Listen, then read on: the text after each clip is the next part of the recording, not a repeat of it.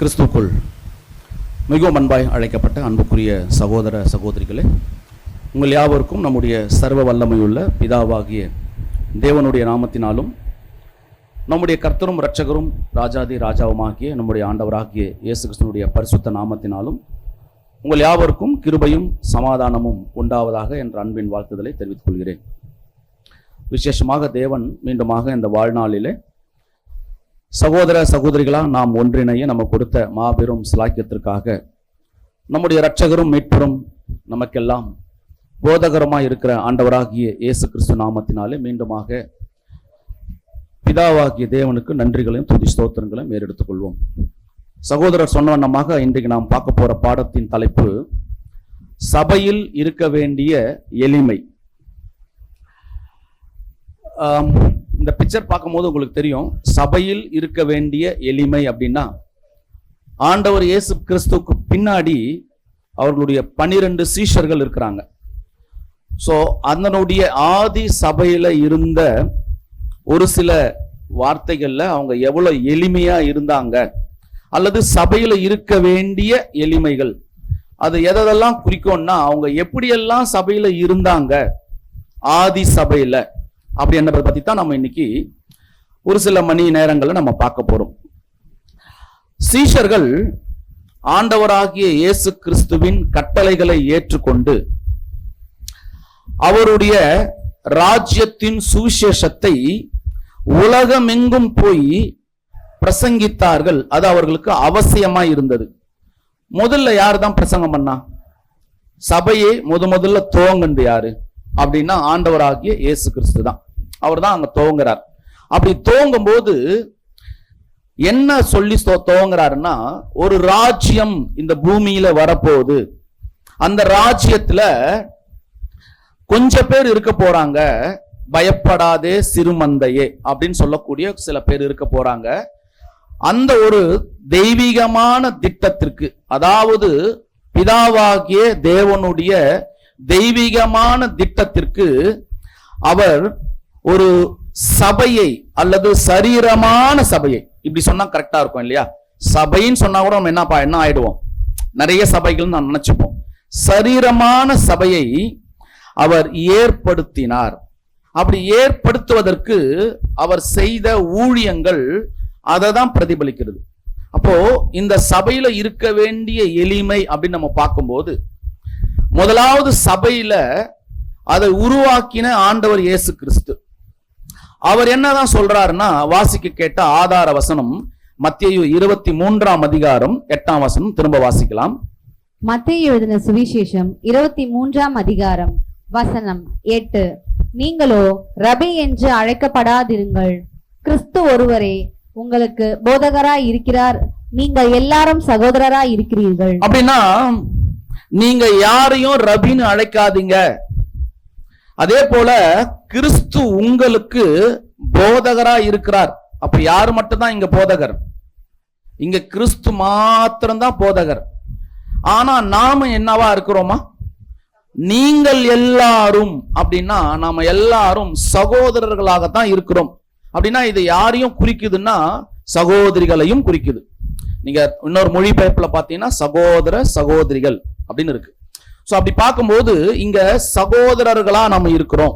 அப்படின்னா சபையில நமக்கு யாரு தான் போதகர்? இப்போ யாரு தான் போதகர்? ஒருவேளை இப்ப நான் இங்க சப்ஜெக்ட் பேசுறதுனால இந்த சபைக்கு நான் போதகரா? நான் போதகர் இல்ல. ஆனா இங்க யாரு தான் போதகர் அப்படின்னு பார்த்தா, ஆதி சபையிலேயே ஆண்டவர் இயேசு கிறிஸ்து தான் போதகராக இருக்கிறார். நாம் எல்லாரும் அப்படின்னு, நீங்கள் எல்லாரும் அப்படின்னு சொல்லும் போது சகோதரர்களாக இருக்கிறோம். அப்ப சகோதர சகோதரிகளாக நாம இருக்கிறோம். அவருக்குள்ள அந்த ஒரு பெல்ட்டுக்குள்ள, அல்லது அவர் ஏற்படுத்துகின்ற சரீரமான சபைக்கு. இது யாருக்கு மட்டும்தான் பொருந்தும்? இந்த ஹைலைட்டான ஒரு விஷயம் யாருக்கு பொருந்தும்? யாருக்கு பொருந்தும்? நமக்கு மட்டும்தான் அப்படின்னா இங்க இங்க நம்ம இருக்க நமக்கு மட்டும் தான் பொருந்துமா? நான் இப்படி ஒரு கேள்வி கேட்டா கொஞ்சம் கொஞ்சம் கொஞ்சம் நம்ம இன்னும் கொஞ்சம் தெளிவா போலாமே. இங்க நமக்கு மட்டும்தான் பொருந்துமா? சரீரமான சபைக்கு அப்படின்னா நமக்கு மட்டும்தான் இங்க பொருந்துமா? வேற யாருக்கும் பொருந்தாதா? பாருங்களேன், நம்ம இன்னும் கொஞ்சம் முன்னாடி போய் பார்க்கலாம். அன்பு சகோதர சகோதரிகளே, ஒரு டிஃப்ரெண்டான ஒரு சில விஷயங்கள் இங்க இருக்கு. இப்போ அப்படின்னா நான் ஒரு விஷயத்த சொல்றேன், பதில் நீங்க சொல்ல முடியுமான்னு ட்ரை பண்ணி பாருங்க. இங்க சகோதர அன்பு வேணுமா வேணாமா? சகோதர அன்பு இருக்கணுமா இருக்கக்கூடாதா? சகோதர அன்புனா நீங்க சகோதரன் மட்டும் நினைச்சு கூடாது. யாரையும் நினைச்சுங்க. இப்ப சகோதரிகள், சகோதர சகோதரிகள் அன்பு சபையில இருக்கணுமா இருக்கக்கூடாதா? இருக்கணுமா இருக்கக்கூடாதா? அவசியமா? ஒருவேளை நீங்க அன்பு செலுத்துற அந்த சகோதரரோ அந்த சகோதரிகளோ தேவனுடைய நிலைப்பாட்டில் இல்லைன்னா அவர் நமக்கு சகோதர சகோதரிகளா? கொஞ்சம் திங்க் பண்ணுங்க. நான் உங்ககிட்ட பதில் எதிர்பார்க்கிறேன். இல்லதான் இல்ல. ஒரு ஆழமா புரிஞ்சுக்குங்க. பிரதர், நான் சகோதரர்கிட்ட அன்பு செலுத்துறேன், நான் சகோதரி கிட்ட அன்பு செலுத்துறேன், என்ன அன்பு செலுத்த சொல்லி இருக்கிறாரு, நான் ஆழமா நிக்கிறேன், சகோதர சகோதரிகள் அன்பு வேணும் அப்படின்னு நீங்க நினைச்சு நீங்க செலுத்தக்கூடிய அந்த நபர் கிறிஸ்து அல்லது தேவனுடைய நிலைப்பாட்டுல அவர் சொல்லக்கூடிய உபதேசத்துல அடிப்படையில இல்லைன்னா அவர் யார் இல்லை? இப்போ அது யாரானா இருக்கட்டும், நானா கூட இருக்கட்டும், சகோதர சகோதரிகள் இல்லை.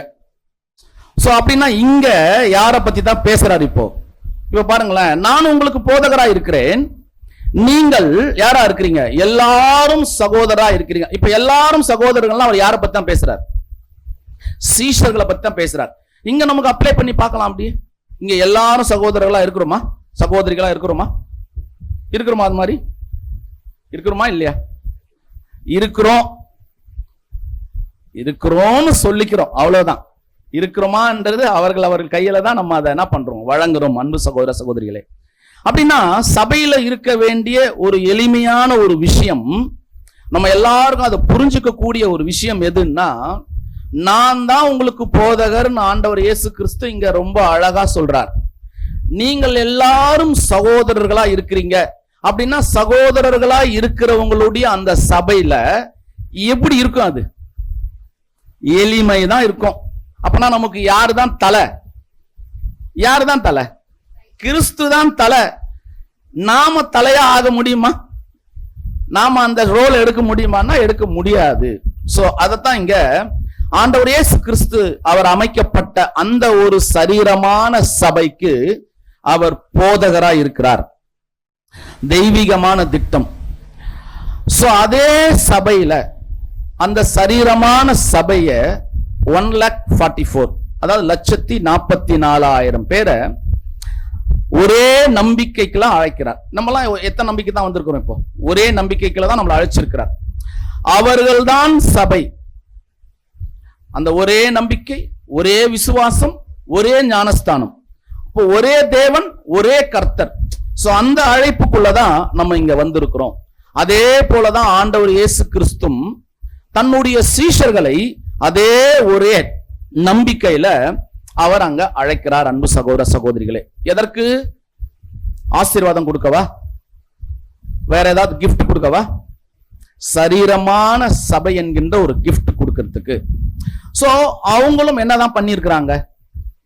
அவர் எந்த நிலைப்பாட்டுல இருந்தாரோ ஆண்டவர் இயேசு கிறிஸ்து, அதே நிலைப்பாட்டுக்குள்ள இவர்களும் ராஜ்யத்தின் சுவிசேஷத்தை உலகம் எங்கிலும் போய் பறைசாற்றினார்கள்.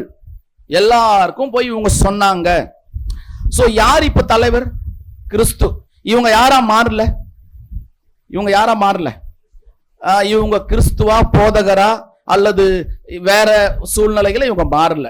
இவங்க தன்னை எப்படிதான் மாத்திக்கிட்டாங்கன்னா, சபை உடன் சகோதரர்களாக, சரீரமான சபையின் உடன் சகோதரர்களாக அங்க மாற்றிக்கொண்டார். அப்பனா இவங்களுக்கு தலை யாரு? ரொம்ப அழகான ஒரு வசனம் அப்போஸ்தலனாகிய பவுல் எபேசியர் 1:23 வாசிங்க. எபேசியர் 1:23 எல்லாவற்றையும் எல்லாவற்றாலும் நிரப்புவருடைய நிறைவாகிய சரீரமாகிய சபைக்கு அவரை எல்லாவற்றுக்கும் மேலான தலையாக தந்தருளினார். பாருங்களேன், சபைக்கு அவரை, சரீரமான சபைக்கு அவரை எல்லாவற்றுக்கும் மேலான தலை. இப்போ நமக்கு தலை யாருதான்? தலை யார் தான்? தலை எப்படி இருக்கீங்க அப்படின்னு யாருன்னா சொல்ல முடியுமா? யாருன்னா சொல்லிட முடியுமா? யாரையும் சொல்ல முடியாது. நமக்கு தலை சரீரமான சபைக்கு. இப்ப சரீரமான சபை யாரு? நாம தான். அப்போ நமக்கு தலை யாரு தான்? கிறிஸ்து தான் தலை. இந்த அடிப்படையில தான் அப்போஸ்தலர்கள் 12 பேர்களும் அவருடைய உபதேசங்களை ஏற்றுக்கொண்டு வாங்கி அதை அந்த உபதேசத்தின் அடிப்படையில சபைக்கு வழிகாட்டினார்கள். அதை தானே நம்ம இங்க படிக்கிறோம். அவங்க அதை வழிகாட்டி இருக்கிறாங்க. அவங்களுக்கு இன்னொரு பேர் கூட இருக்கு, ஆட்டுக்குட்டியானவரின் 12 அப்போஸ்தலர்கள் அப்படின்னு இருக்கு. வசனம் இருக்கா இதுக்கு? வெளிப்படுத்தல் 21ஆம் அதிகாரம் 14ஆம் வசனம் வாசிக்கலாம். வெளிப்படுத்தின விசேஷம் 21ஆம் அதிகாரம் வசனம் 14. நகரத்தின் மதிலுக்கு 12 அஸ்திபார கற்களாய் இருந்தன. அவைகள் மேல் ஆட்டுக்குட்டியானவருடைய 12 அப்போஸ்தலரின் பாட்டுங்களேன், ஆட்டுக்குட்டியானவரின் 12 அப்போஸ்தலர்கள். ஆனா என்ன இருந்துச்சா? நகரத்தின் மதில்கள். அப்புறம் நகரம் அப்படின்னா அது எதை குறிக்க தெரியுமா? புதிய எருசலேம். அதுதான் 1000 year கிங்டம், அரசாங்கம், ராஜ்யம், நகரம் அப்படின்னு சொல்லப்பட்டிருக்குது. சோ அந்த நகரம் ஆட்டுக்குட்டியானவரின் 12 அப்போஸ்தலர்கள்.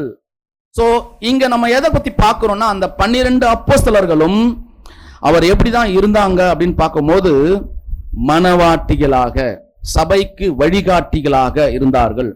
சோ அப்போஸ்தலர்கள் எத்தனை பேர் தான்? 12 பேர் தான். மாற்று கருத்து யாருக்குன்னா இருக்கா? ஏற்கனவே அவங்க பரிசுத்த ஆவியை வாங்குறதுக்கு முன்னாடி யாரை தேர்ந்தெடுக்கிறாங்க? அப்போஸ்தலர்ல 1ஆம் அதிகாரத்துல அவங்க சீமோன், பேதுரு இவங்க எல்லாம் போய் தேர்ந்தெடுத்துறாங்க. மத்தியாயை தேர்ந்தெடுத்துறாங்க. பட் அவருடைய பேர் வேற எங்கேயுமே என்ன ஆகல, வெளியே வரல. ஆனா அப்போஸ்தலனாகிய பவுல் தான் அந்த இடத்துக்கு உள்ள வரார். அப்போ அப்போஸ்தலர்கள் அப்படின்னா யாருதான் அர்த்தம்? அப்பனா முதல் அப்போஸ்தலர் யாரு? முதல் அப்போஸ்தலர். சரி, அப்போஸ்தலர்னா யாரு? அப்போஸ்தலர்னா என்ன மீனிங்? அப்ப முதல் அப்போஸ்தலர் யாருதான்? பிரதான அப்போஸ்தலரும் அப்பனா அவரு தான். அப்போ அவர் தான் தேர்ந்தெடுக்கிறார். திருப்பியும் யார? பிதாவாகிய தேவன் ஆண்டவர் இயேசு கிறிஸ்துவை தேர்ந்தெடுக்கிறார். ஆண்டவர் இயேசு கிறிஸ்து சரீரமான சபைக்கு, இந்த சபையிலுடைய அந்த ஒரு காரியங்களுக்கு, அந்த ராஜ்யத்தின் சுவிசேஷத்தை சொன்ன இவரை போல ஃபாலோ பண்றதுக்கு 12 அப்போஸ்தலர்களை தேர்ந்தெடுக்கிறார் அவராகவே. சோ அன்பு சகோதர சகோதரர்களே, நம்ம இங்க கூட பார்க்கலாம். மார்க் 13ஆம் அதிகாரம் 13 19 வசனங்கள்ல 12 அப்போஸ்தலர்கள் என்ன பண்ணாங்க, அவங்க பேரே கொடுத்திருக்கு. மத்தேயு 10ஆம் அதிகாரத்துல 1-2 வசனங்கள்ல அவங்களுடைய பெயர் கொடுக்கப்பட்டிருக்கிறது. அங்க காட்டி கொடுத்த யூதாஸ் அந்த மாதிரி ஒரு வசனம் இருக்கு. ஆனா இப்ப காட்டி கொடுத்த யூதாஸ் இல்ல. அவர் என்ன பண்ணார்? நாண்டு கொண்டு மரித்து போனார். அதுக்கு பதில் யார் வந்துட்டாரு? அப்போஸ்தலனாகிய பவுல். லூக்கா 6ஆம் அதிகாரம் 12ஆம் வசனத்துல இருக்கு. அதே போல மார்க் 6ஆம் அதிகாரத்துல 7-6 வசனங்கள்ல இருக்கு. லூக்கா 9:1-6 வசனங்கள்ல இதெல்லாம் இருக்குது அப்படின்னு நம்ம பார்க்கிறோம். அன்பு சகோதர சகோதரிகளே, சோ நம்மளுடைய நிலைப்பாடு என்ன என்பது நம்ம கண்டிப்பா அதை தெரிஞ்சுக்க விரும்புறோம். 12 அப்போஸ்தலர்கள் தான் அப்படின்னா, 12 அப்போஸ்தலர்கள் தான் அப்படின்னும் போது 24 அப்போஸ்தலர்கள் இருந்தா போதாதா? ஏன் 12 நமக்கு தேவைப்படுது? 24 அப்போஸ்தலர்கள் இருந்தா நல்லா இருக்கும். 12 பேர் போதாது. ஏன்னா இந்த ராஜ்யத்தின் சுவிசேஷம் சொல்றதுக்கு ஒரு 24 பேர் இருந்தா நல்லா இருக்கும் அப்படின்னு தேவ திட்டம் இருந்திருந்தா என்ன ஆயிருக்கும்? 24 பேர் வந்திருப்பாங்க. 12 தான் தேவனுடைய திட்டமா இருந்தா எத்தனை பேர் தான் இருக்கும்? அப்போ 12 பேர் தான். அதுல மாற்று கருத்தே இல்லை. அப்போ 12 பேர் போதுமா தேவனுடைய திட்டம் செய்ய? போதும். அது அவர் தான் அங்க நியமனம் பண்ணி இருக்கிறார். 12 பேர் தான். ஆனா இன்னைக்கு எத்தனை அப்போஸ்தலர்கள் இருக்காங்க தெரியுமா? வெளியில எத்தனை அப்போஸ்தலர்? எக்கச்சக்கமா. அப்ப பாருங்க, தேவனுடைய திட்டம் எது? இந்த 12 அப்போஸ்தலர்கள் மூலமாக தான் என்ன செய்ய வேண்டும்? இப்போ ராஜ்யத்தின் சுவிசேஷம் தொடர வேண்டும். அப்போ ராஜ்யத்தின் சுவிசேஷம் தொடர்வதற்கு 12 அப்போஸ்தலர்கள் தான் இருக்கிறாங்க அப்படின்னா, அன்பு சகோதர சகோதரிகளே, இன்னைக்கு எத்தனை அப்போஸ்தலர்கள் பெருகிட்டாங்க? அப்போஸ்தலர்கள் அப்போஸ்தலர்கள் அப்போஸ்தலர்கள் அப்படின்னு பேர் வாங்கக்கூடிய ஒரு நிலைப்பாட்டுல இருக்கிறாங்க அன்பு சகோதர சகோதரிகளே. சோ அதை நாம என்ன பண்ணிக்கணும்னா ரொம்ப தெரிஞ்சுக்க வேண்டியவங்களாக இருக்கிறோம். சோ இந்த ராஜ்யத்தின் சுவிசேஷத்தை 12 அப்போஸ்தலர்கள் உலகமெங்கும் போய் அதனா பண்ணாங்க, பறைசாற்றினார்கள். உலகமெங்கும் போனாங்க. நமக்கு அதுக்கு நிறைய எவிடன்ஸ் இருக்கு, நிறைய வேத வசனங்கள் இருக்கு. சோ இன்னைக்கும் இந்த ராஜ்யத்தின் சுவிசேஷத்தை நல்லா கொஞ்சம் அண்டர்லைன் பண்ணுங்க. இன்றைக்கும் இந்த ராஜ்யத்தின் சுவிசேஷத்தை செய்து கொண்டிருப்பவர்கள் யார் தெரியுமா? யாரு? இன்னைக்கும் இந்த ராஜ்யத்தின் சுவிசேஷத்தை செய்யறவங்க யாருன்னு கேட்டா 12 அப்போஸ்தலர்கள் தான். எப்படி எப்படி எப்படி அவங்க தான் செய்யறாங்க?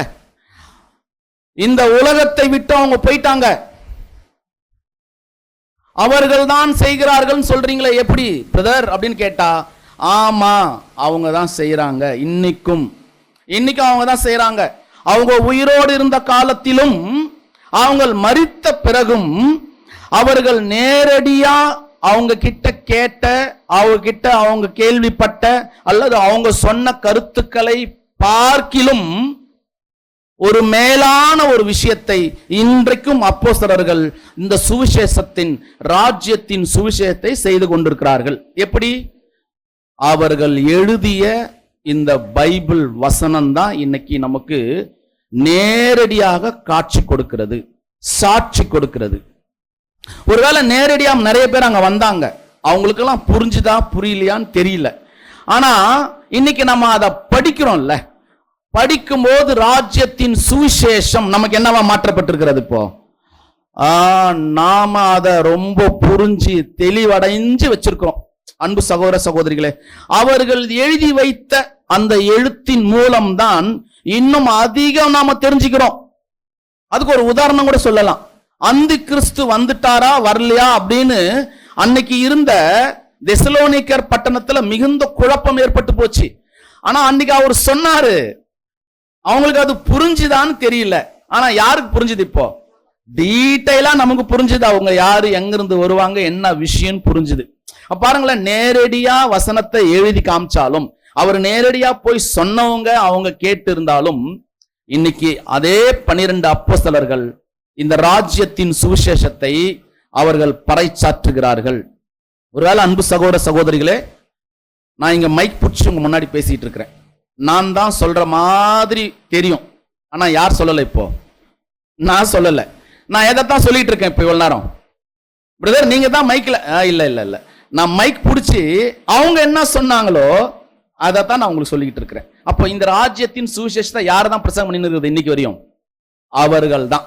அப்படின்னா அன்பு சகோதர சகோதரிகளே, இங்க ஒரு அருமையான ஒரு பாயிண்ட்டுக்குள்ள நம்ம வரோம். என்னன்னா, இந்த ராஜ்யத்தின் சுவிசேஷத்தை இன்னும் அவங்க செய்யறாங்கன்னா, அவங்க அன்னைக்கு செய்யும் போது அந்த சரீரமான சபை எந்த நிலையில இருந்துச்சு, அப்ப அதே நிலையில இன்னைக்கு நாம அந்த சரீரமான சபையா நாம இருக்கிறோம்னா, அதே அடிப்படையில நாம என்ன பண்ணிருக்கணும்? இப்ப அந்த நிலையிலேயே இருக்கணும். அதுதான் இன்னைக்கு தலைப்பு, சபையில் இருக்க வேண்டிய எளிமை. அப்பனா சபையில ஒரு எளிமை இருக்கணும். அது எங்க இருந்த எளிமையா இருக்கணும்? அது ஆதி சபையில இருந்த எளிமை. ஏன்னா அவங்க தான் ராஜ்யத்தின் சுவிசேஷத்தை சொன்னாங்க. சோ இவர்கள் தலைவராகவோ ஆண்டவன்மார்களாகவோ என்ன பண்ணல, தன்னை அவங்க பிரகடனப்படுத்திக் கொள்ளல. ஆனா வசனம் சொல்றது, நீங்க இந்த போதகத்தை தெரிஞ்சுக்கிட்டீங்கன்னா, தேவ ஆவியினால் அருளப்பட்ட இந்த வேத வாக்கியங்களை நீங்க தெரிஞ்சுக்கிட்டு என்ன பண்ணணும்? இப்ப தேறினவர்களாய் நீங்க மாறணும், நற்கிரியைகளை நீங்க செய்யணும்னு 1 தீமோத்தேயுல அவர் சொல்லக்கூடிய வசன பகுதிகளை நம்ம வாசிக்கிறோம். ஏற்கனவே நம்ம வாசித்திருக்கிறோம். சோ அதை தான் இங்க நம்ம நினைவூட்டுறோம். சோ நம்ம தேறியறதுக்காகத்தான் இந்த பகுதிகள்லாம் இருக்கு. சோ அன்பு சகோதர சகோதரிகளே, ஆதார வசனம் ரொம்ப ரொம்ப ரொம்ப இம்பார்ட்டன்ட். அததான் அவர் சொல்றாரு, நான் தான் போதகர், நீங்க எல்லாரும் யாரு தான்? சகோதரர்கள் அப்படின்னு சொல்றார். சோ அவங்க எப்படி இருந்தாங்க, அப்ப அந்த எளிமையான வாழ்க்கை எப்படி இருந்துச்சு அப்படின்னு ஒரு சில வசனங்களை நம்ம போய் பார்க்கலாம்.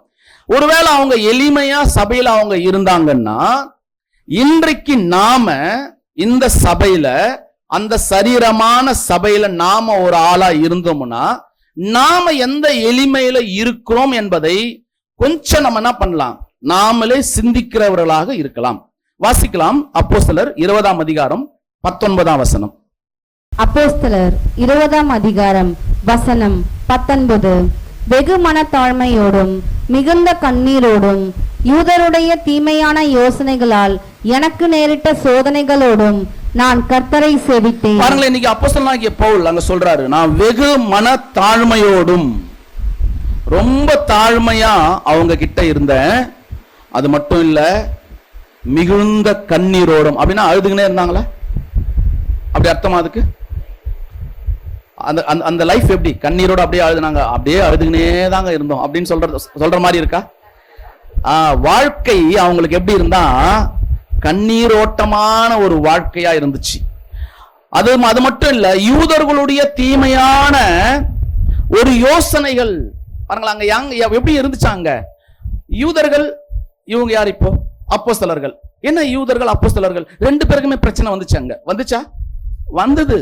அப்ப அவங்க என்ன பண்ணாங்கன்னா, இந்த அப்போஸ்தலர்களை நாங்க கூட யூதர்கள் தான் அப்படின்னு கிளைம் பண்ணினாங்க. சில இஸ்ரவேல் ஜனங்கள் கிளைம் பண்ணி அங்க விருத்த சேதனமும் வேணும், அதே நேரத்துல நீங்க கிறிஸ்துவை கூட ஏற்றுக்கொள்ளுங்க, பட் ஒன் திங் என்ன செஞ்சாகணும், நீங்க விருத்த சேதனமும் பண்ணி இருக்கணும் அப்படின்னு சொல்லக்கூடிய ஒரு விஷயத்தை நம்ம பார்த்தோம். அததான் இங்க அப்போஸ்தலனாகிய பவுல் கோட் பண்றாரு, நாங்க வெகு மனத்தாழ்மையோடும். சோ என்னன்னா, நீங்க எப்படி எடுத்துக்கிறீங்கன்னா, இந்த தாழ்மையோடும் அப்படின்னு சொன்னா, அன்போடும் அப்படின்னு சொன்னா, இரக்கத்தோடும் அப்படின்னு சொன்னா, நம்ம எல்லாரும் எடுத்துக்கிற ஒரு எளிமையான வார்த்தை. இதெல்லாம் நம்ம எடுத்துக்கிறோம். தாழ்மையோடு இருக்கணும், மனத்தாழ்மையோடு அப்போஸ்தலனாகிய பவுல் இருந்தாரு. நீங்க இருக்கிறீங்களா பிரதர் சிஸ்டர் அப்படின்னு நம்ம கேட்போம். அவங்க இரக்கத்தோடு இருந்தாங்களே, நீங்க இருக்கிறீங்களா? அவங்க தயவோடு இருந்தாங்களே, நீங்க இருக்கிறீங்களா அப்படின்னு நம்ம என்ன பண்ணுவோம், நாமளே நம்மள கேள்வி கேட்கக்கூடிய ஒரு சூழலுக்குள்ள வந்துருவோம். சோ அந்த மாதிரி ஒரு சூழலுக்குள்ள வரும்போது ஒரு முக்கியமான ஒரு விஷயத்தை பத்தி நம்ம இங்க படிக்க ட்ரை பண்றோம். ஒரு வசனம் வாசிக்கலாம். லூக்கா 6ஆம் அதிகாரம் 37ஆம் வசனம். லூக்கா 6ஆம் அதிகாரம் 37ஆம் வசனம். லூக்கா 6ஆம் அதிகாரம் வசனம் 37. மற்றவர்களை குற்றவாளிகள் என்று தீர்க்காதிருங்கள், அப்பொழுது நீங்களும் குற்றவாளிகள் என்று தீர்க்கப்படாதிருப்பீர்கள். சோ என்ன சொல்றாருன்னா, ஆண்டவராக இயேசு கிறிஸ்து மற்றவாளிகளை குற்றவாளிகள் என்று தீர்க்கப்படாதிருங்கள் அப்படின்னா என்ன சொல்றாரு? நீங்க மற்றவங்களை என்ன பண்ணாதீங்க, நீங்க குற்றம் சுமத்தாதீங்க, குற்றவாளின்னு சொல்லாதீங்க. அப்படி சொல்லிட்டீங்கன்னா நீங்களும் என்னவா மாறிடுவீங்க, இப்போ குற்றவாளிகள் என்று தீர்க்கப்படுவீங்க. அதனால நீங்க குற்றவாளின்னு சொல்லாதீங்க, அப்போது நீங்களும் குற்றவாளிகள் என்று தீர்க்கப்படாதிருங்கள் அப்படின்னு சொல்லி முடிக்கிறார். என்னதான் பொருள்? இப்போ நம்ம எல்லாம் என்ன புரிஞ்சுக்கிட்டோம்னா, பிரதர் சிஸ்டர், நீங்க மத்தவங்களை குற்றவாளின்னு சொல்லாதீங்க, குற்றம் சுமத்த செய்யாதீங்க, அப்படின்னா நீங்களும் குற்றவாளி ஆயிடுவீங்க அப்படின்னு நம்ம என்ன பண்ணிட்டு இப்போ அந்த வசனத்தை பொருள்படுத்திக்கிட்டோம். இது நீங்க ஆங்கிலத்துல போய் வாசித்தீங்கன்னா இங்க குற்றவாளி அப்படின்னு இல்லை, நீங்க ஜட்ஜ் பண்ணாதீங்கன்னு இருக்கு. நீங்க என்ன பண்ணாதீங்க, அவங்கள ஜட்ஜ் பண்ணாதீங்க. அப்படின்னா ஜட்ஜ் பண்ணாதீங்கன்னா நியாய தீர்ப்பு செய்யாதீங்க, நியாயம் செய்யாதீங்க அப்படின்னு அர்த்தம். அப்படின்னா என்ன மீனிங்ல அவர் சொல்றாரு இப்ப ஆண்டவர் இயேசு கிறிஸ்துங்க அப்படின்னா, சும்மா சாதாரணமா நம்ம என்ன புரிஞ்சுக்கணும், சிஸ்டர் நீங்க இதை பண்றீங்க செய்யாதீங்க, இதை பாருங்க பிரதர், என்ன வந்து என்ன பண்ணாதீங்க, குற்றப்படுத்தாதீங்க, நீங்களும் குற்றவாளி ஆயிடுவீங்க.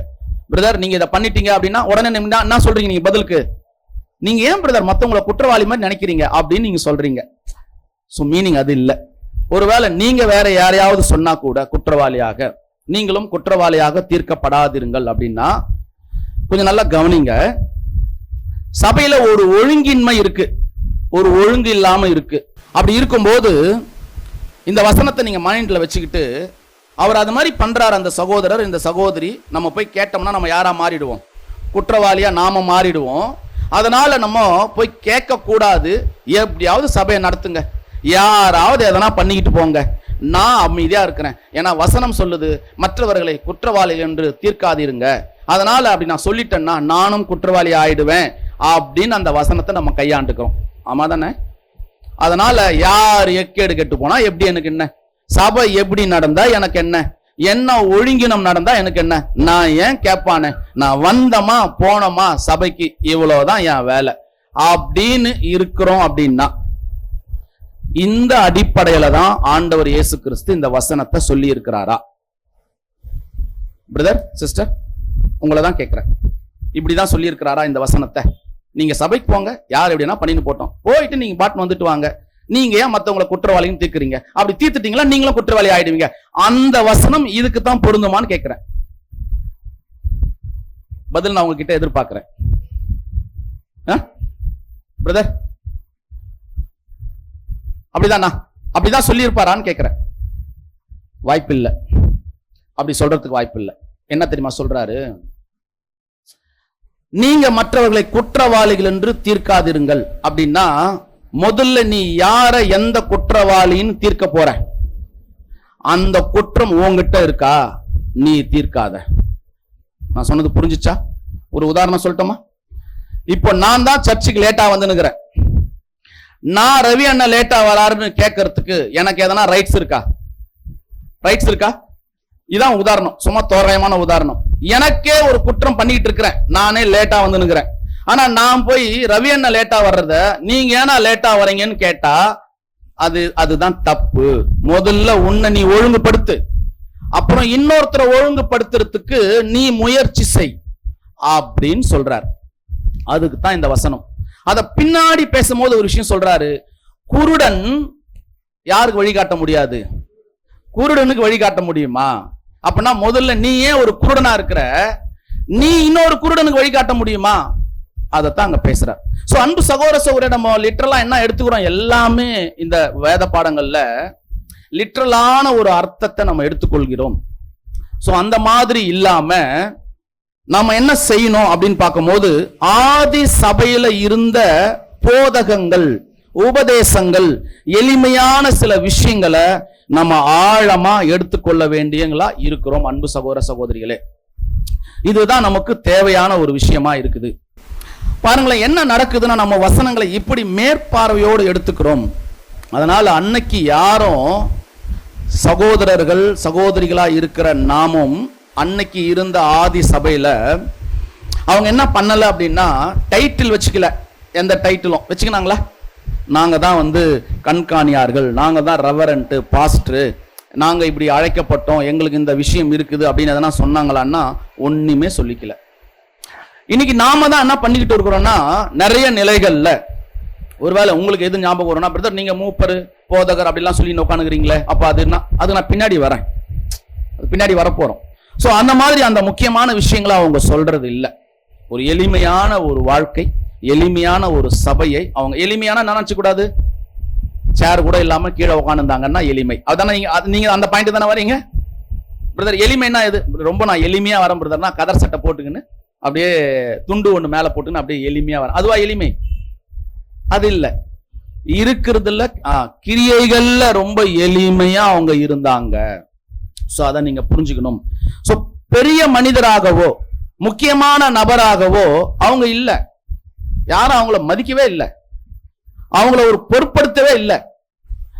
ஆனா அவங்க ரொம்ப எளிமையா இருந்தாங்க, மந்தைகளுக்கு மாதிரியாக இருந்தாங்க, நற்கிரியைகளை அவங்க செஞ்சாங்க, கிறிஸ்துவை பின்பற்றினாங்க. அதனாலதான் அப்போஸ்தலனாகிய பவுல் ரொம்ப தைரியமா சொல்றாரு. 1 கொரிந்தியர்ல 11ஆம் அதிகாரம் 1ஆம் வசனத்துல வாசிக்கலாம். 1 கொரிந்தியர் 11ஆம் அதிகாரம் 1ஆம் வசனம். 1 கொரிந்தியர் 11ஆம் அதிகாரம் வசனம் 1.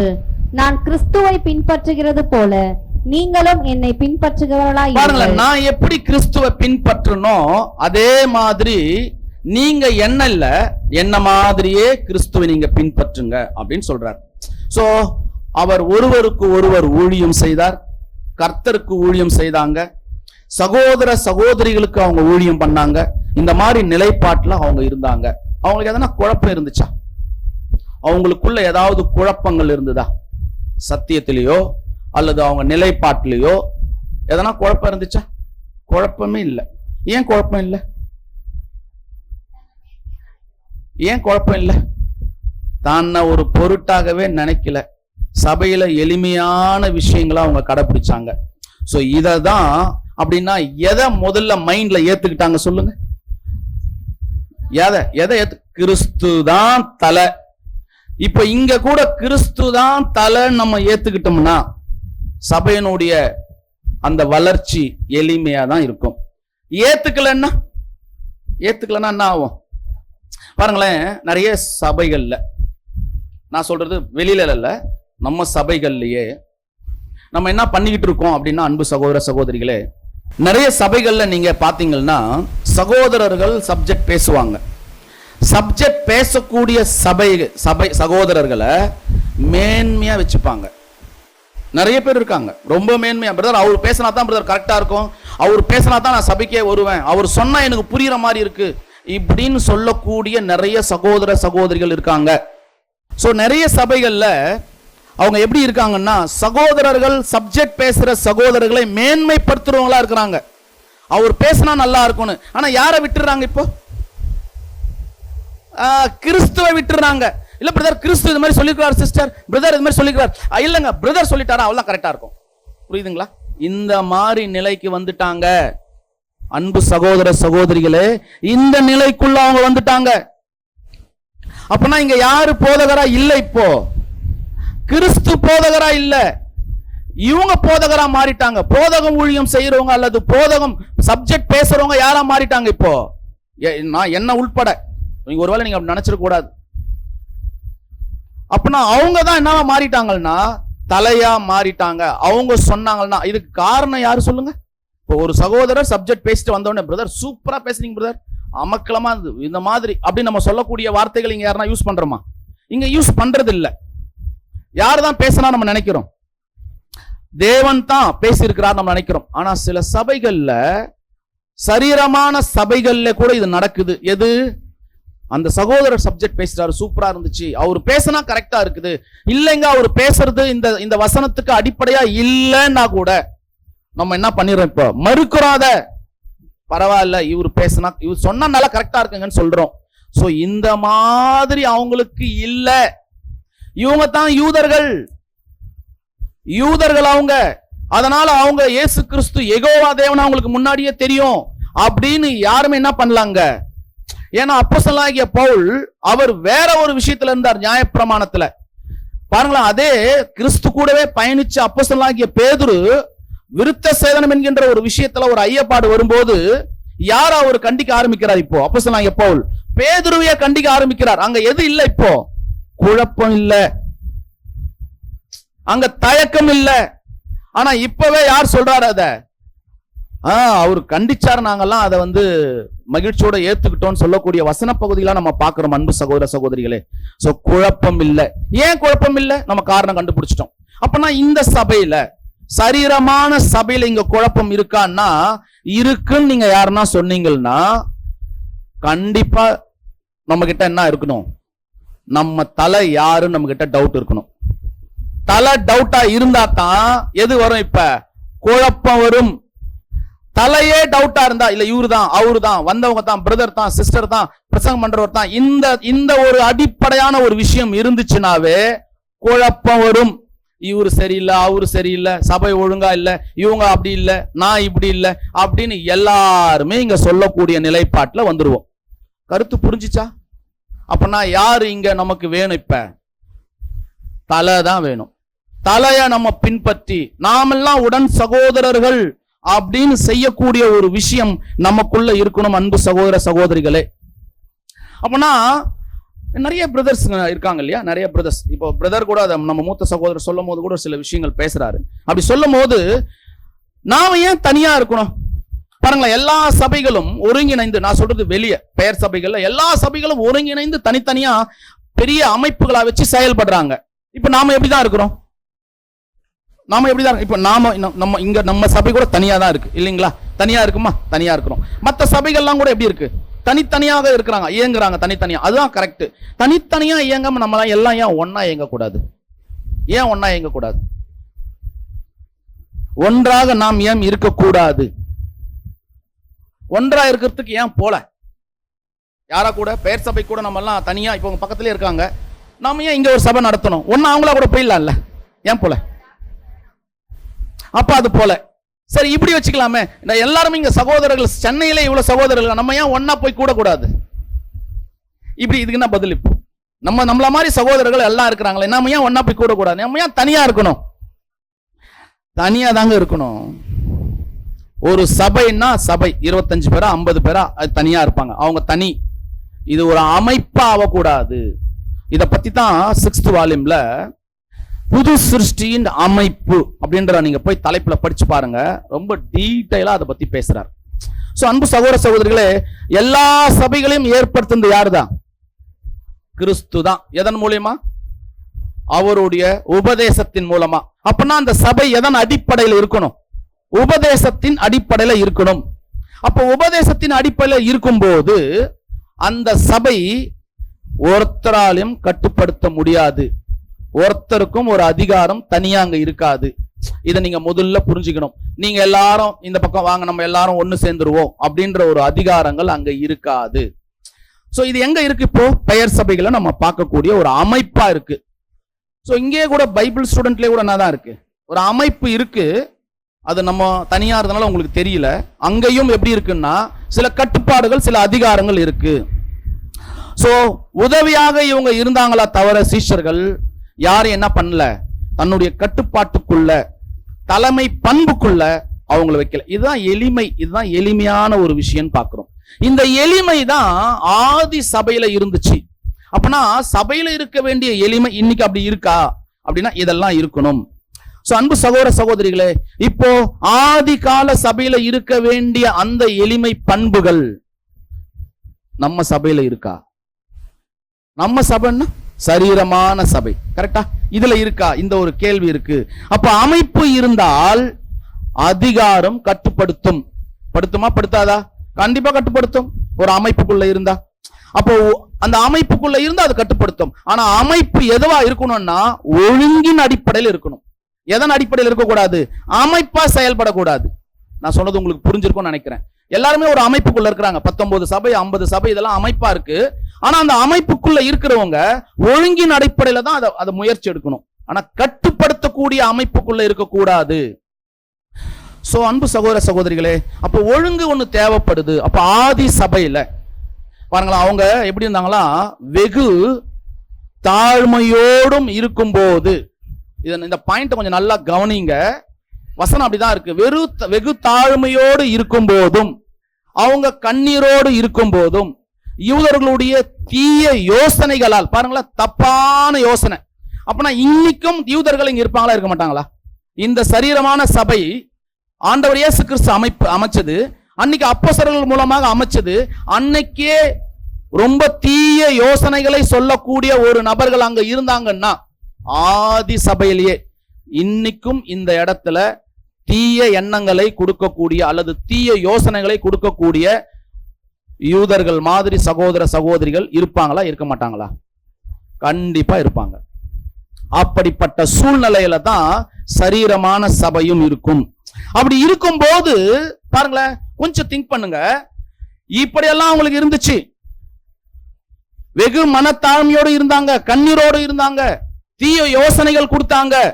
அதன் மத்தியில் அவங்க இருந்தாங்க. எப்பயாவது ஒழுங்க தவறுனாங்களா? என்னைக்காவது சத்தியத்தை விட்டாங்களா? உபதேசத்தை காம்ப்ரமைஸ் பண்ணாங்களா? பாருங்க பிரதர் சிஸ்டர், நம்ம என்ன பண்ணிட்டு இருக்கிறோம்? இப்போ நம்ம என்ன பண்ணிட்டு இருக்கிறோம்? புரியுதுங்களா? ரொம்ப ஆழமான பகுதி அது. அவங்க அவ்வளோ இருந்தாங்க பிரதர். அவங்க ரொம்ப மனத்தாழ்மையா இருந்தாங்க பிரதர்.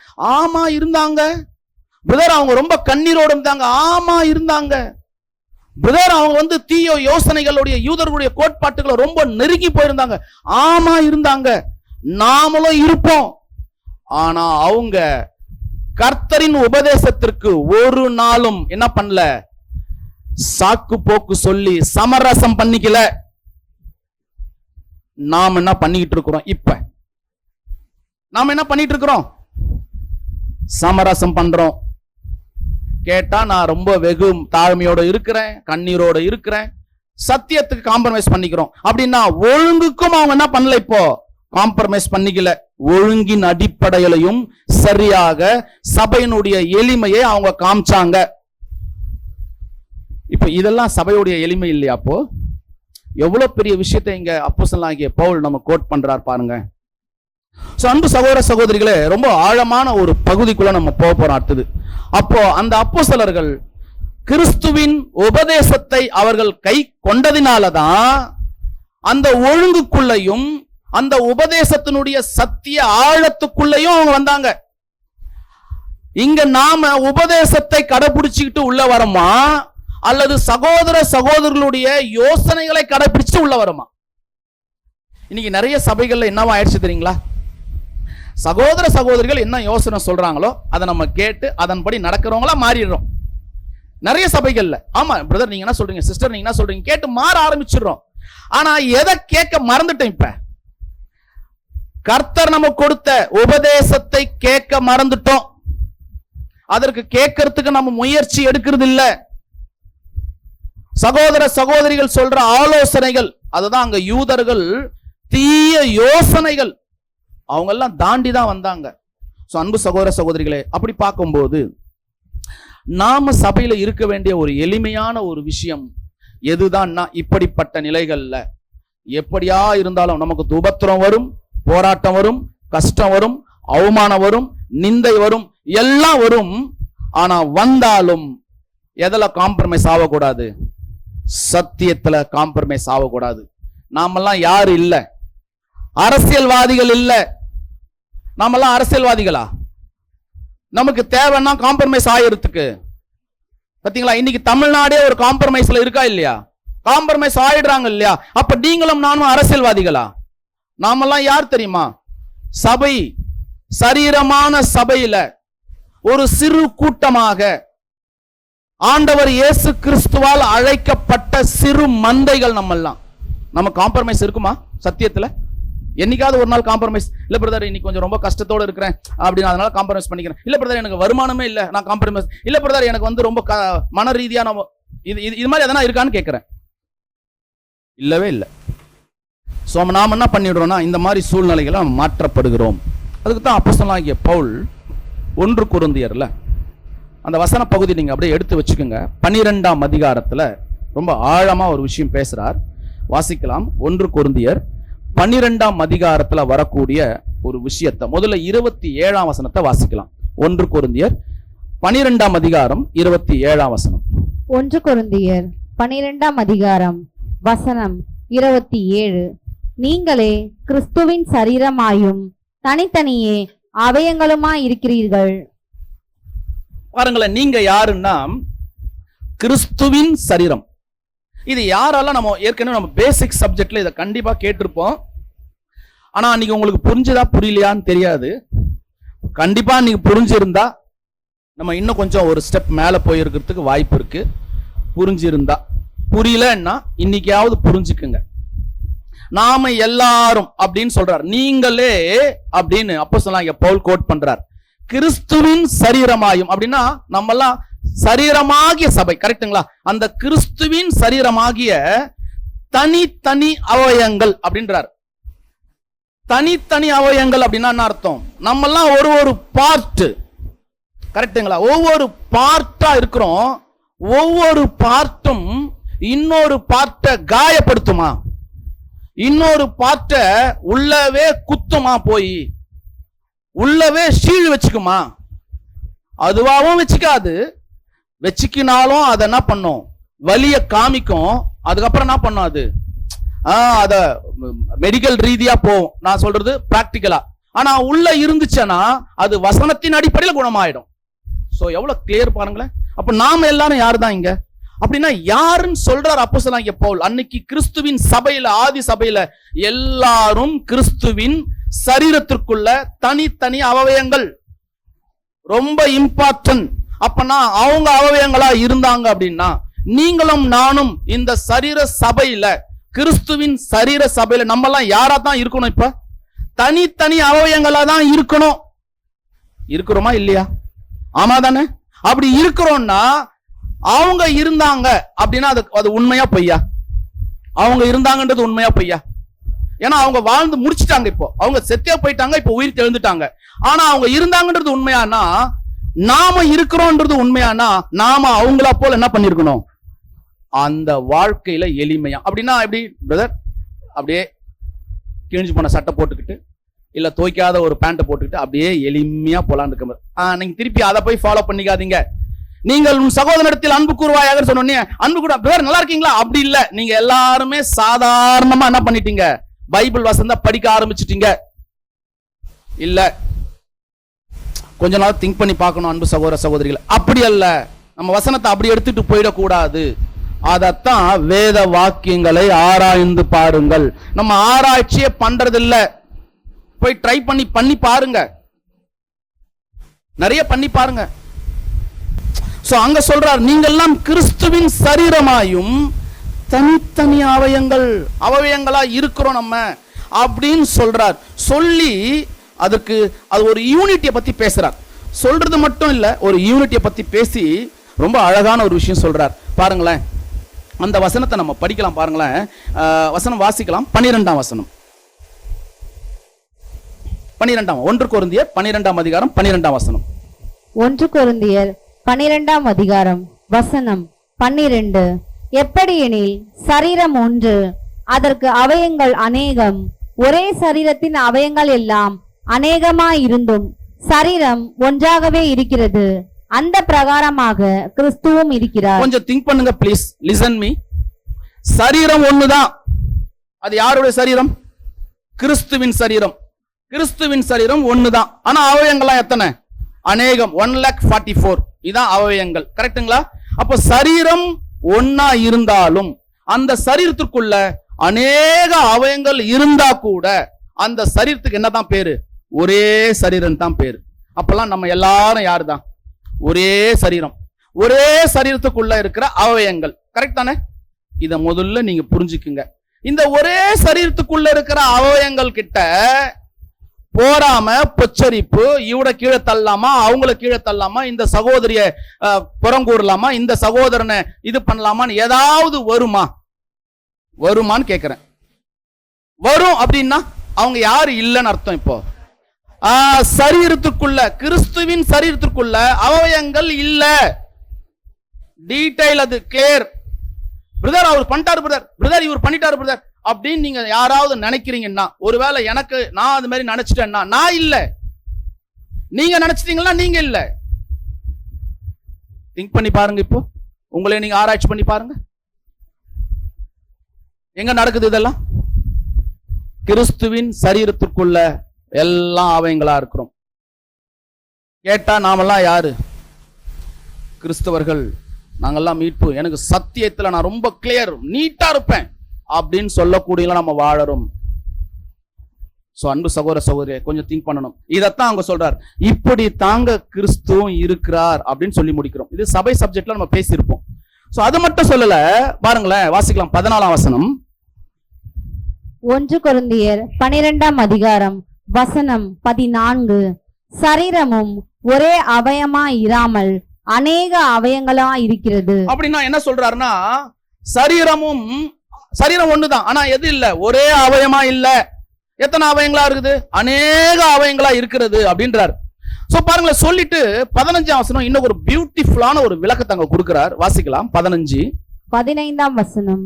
காலானது நான் கையா இராதபடியினாலே நான் சரீரத்தின் அவயம் அல்லவென்றால் அதனாலே அது சரீரத்தின் அவயமா இராதே. சோ என்ன சொல்றாருன்னா, ஒரு காலு நான் கையா இல்லாதனால நான் யார் இல்லை? இப்போ நான் அந்த சரீரத்தினுடைய ஒரு அவயமா இல்லைன்னு சொல்லிட முடியுமா? சொல்ல முடியுமா?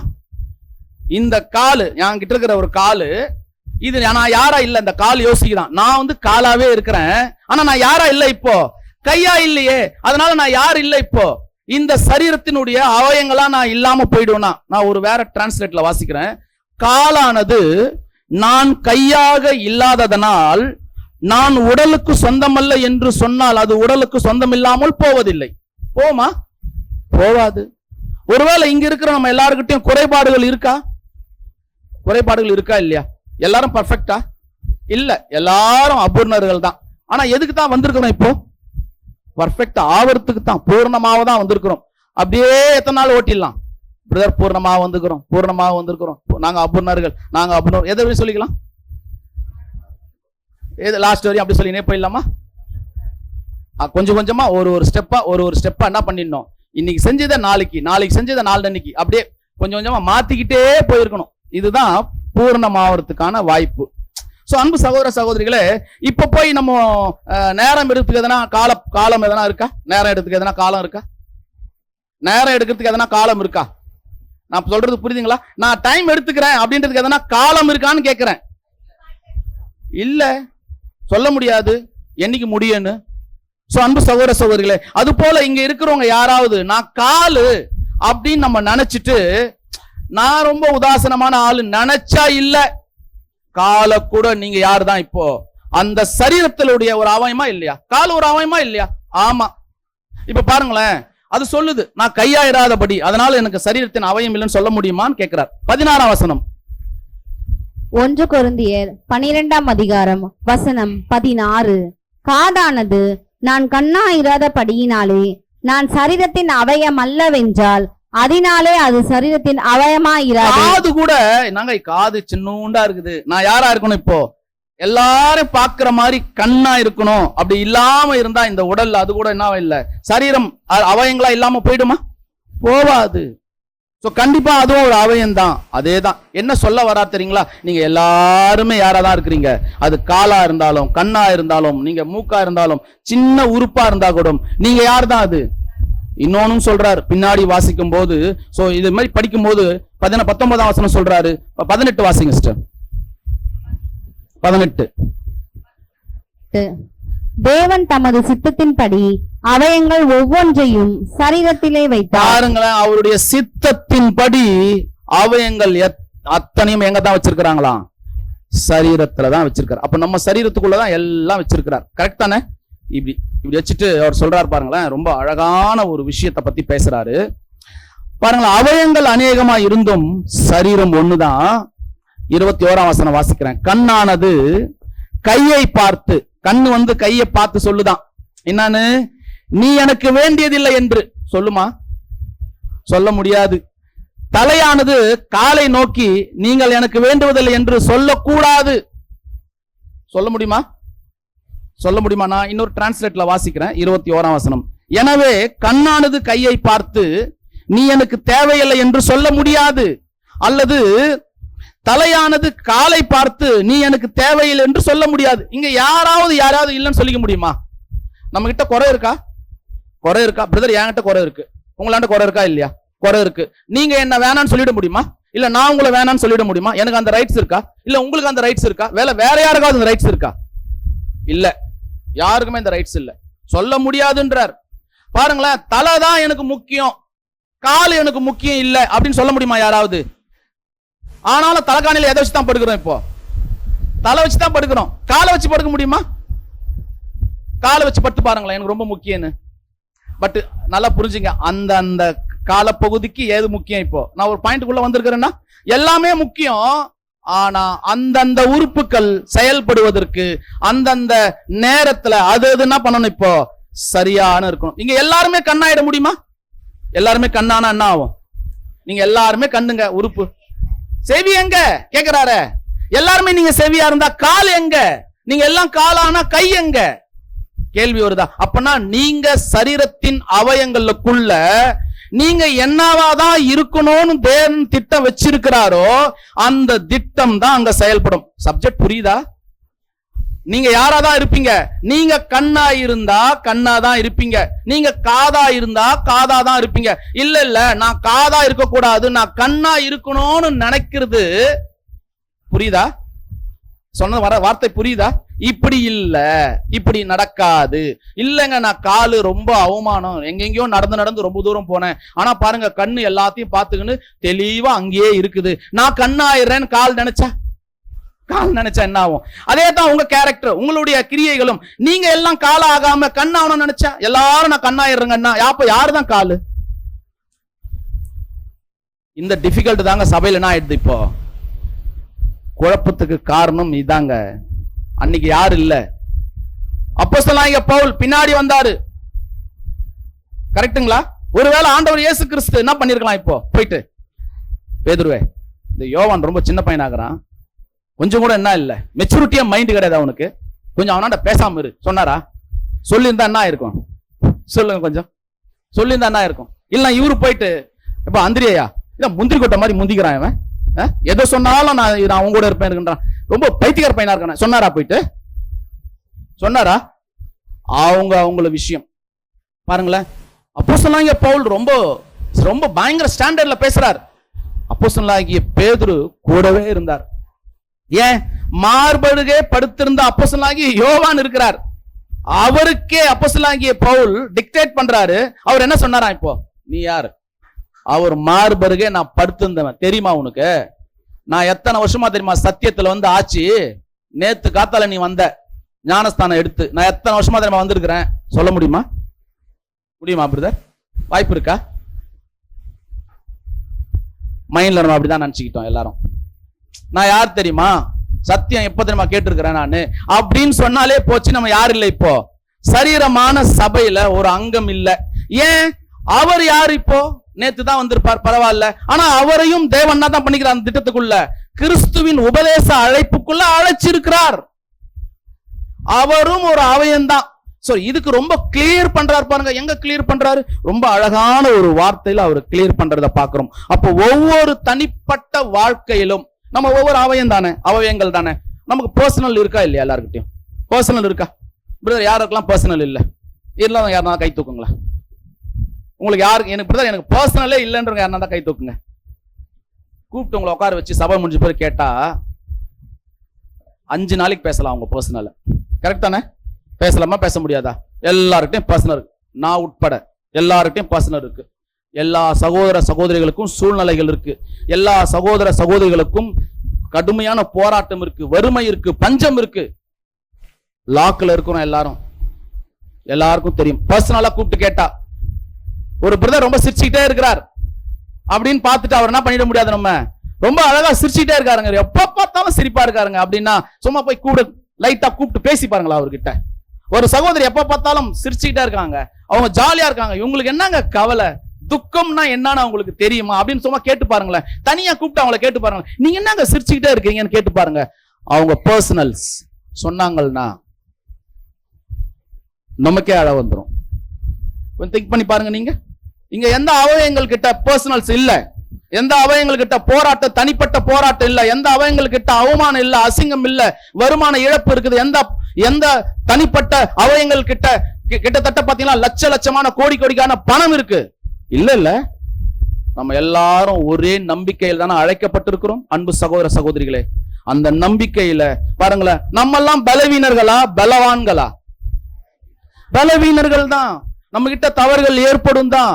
அந்த தவறுகளை ஒருவரோடு ஒருவர் மன்னித்து மறந்து அந்த அவயங்களுக்குள்ள போனோம், அவயங்களா மாறணும். மாறல, முடியல நம்மளால. ஏன் தெரியுமா முடியல? நான் நீதிமான், நான் நீதி, நான் வந்து பர்ஃபெக்ட். பாருங்க, சத்தியத்துக்காக நிக்கிறேன், வேற எதுக்கும் நிக்க மாட்டேன். சிட்டிக்கு போடுறோம், நான் அதுக்காக தான் நிப்பேன், வேற எதுக்கும் நிக்க மாட்டேன். அப்படி ஆய் உய் இங்க எவ்வளவு குழப்பம் தெரியுமா? நான் எல்லாம் அப்படிதான் பாருங்க. அது இல்லை, அது இல்லை. இங்க நிறைய சபைகள்ல, ஒருவேளை நம்ம சபையில அது நடக்கல, பரவாயில்ல, நிறைய சபைகள்ல இது நடந்துகிட்டு இருக்கு. நான் சொல்ற சபைகள் பெயர் சபைகளை பத்தி பேசல அன்பு சகோதர சகோதரிகளே, இது பைபிள் ஸ்டூடெண்ட்லயே இருக்கு. சோ எவ்வளவு பெரிய விஷயம் இங்க. அப்போ இங்க எளிமையான ஒரு வாழ்க்கை முறை சபையில இருக்கு அப்படின்றத நம்ம பார்க்கிறோம். அப்போ கிறிஸ்துவில் இருந்த சிந்தையே எங்க இருக்கணும்? இப்போ உங்களில் இருக்க கடவுதுன்னு அப்போஸ்தலனாகிய பவுல் பிலிப்பிய பட்டணத்துக்கு எழுதுறார். நீங்க அந்த சிந்தனையிலேயே இருங்க, அந்த சிந்தனையிலே இருங்க. ஆனா நம்ம எந்த சிந்தனை தெரியுமா மாறிட்டோம்? இப்போ எந்த சிந்தனை தெரியுமா மாறி வச்சிருக்கிறோம்? இப்ப பாருங்களேன், ஒரு ஐஏஎஸ் ஆபீசர் கிட்ட இங்க உங்களை யாரையாவது வேலை பார்க்க சொன்னா, அந்த ஐஏஎஸ் ஆபீசர், நீங்க எல்லாரும் அப்படி நினைச்சுக்கீங்க ப்ளீஸ், யாரோ ஒருத்தர், இப்ப சீஃப் மினிஸ்டர் கிட்ட கூட வச்சுக்கலாம், ஒரு ஐஏஎஸ் ஆபீசர் இல்ல ஒரு அதிகாரி, போலீஸ் அதிகாரி கிட்ட நீங்க வேலை பார்க்க போறீங்க. அந்த வேலை பார்க்கிற அந்த போலீஸ் அதிகாரி உங்களை எப்படி பார்க்கிறாருன்னா, அவரை போலவே உங்களை வேலை பார்க்கணும்னு ஆசைப்படுறார். உங்களால முடியுமா? முடியுமான்னு கேட்கிறேன். யாராலலாம் முடியும்? அவரா போலவே வேலை பார்க்கறதுக்கு யாரால முடியுமா? முடியுமா? முடியாது. அப்படி ஒருவேளை அவரா போலவே வேலை பார்த்திருந்தா நீங்க யாரா மாறி இருக்கலாம்? நீங்க அவராவே மாறி இருக்கலாமே. சிம்பிள் லாஜிக் தானே. அப்பனா நீங்க என்னதான் பண்ணிருக்கணும்? என்னதான் பண்ணிருக்கணும்? அவரா போலவே மாற முடியாது.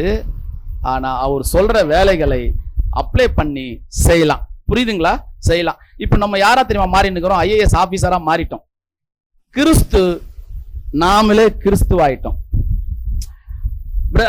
உங்களுக்கு மேல நாங்க போயிட்டோம். இயேசுவே கிறிஸ்துவே உங்களுக்கு ஒண்ணுமே தெரியாது, இருங்க நாங்க பாத்துக்கிறோம். இதை சொல்லக்கூடிய நிலைமைக்கு நாம தள்ளப்பட்டிருக்கிறோம். இப்ப அவரை ஓரம் ஒதுக்கி வச்சுட்டு நம்ம பேசின உட்கார்ந்து இருக்கிறோம். சோ இன்னைக்கு நிலைமை அப்படிதான் இருக்குது.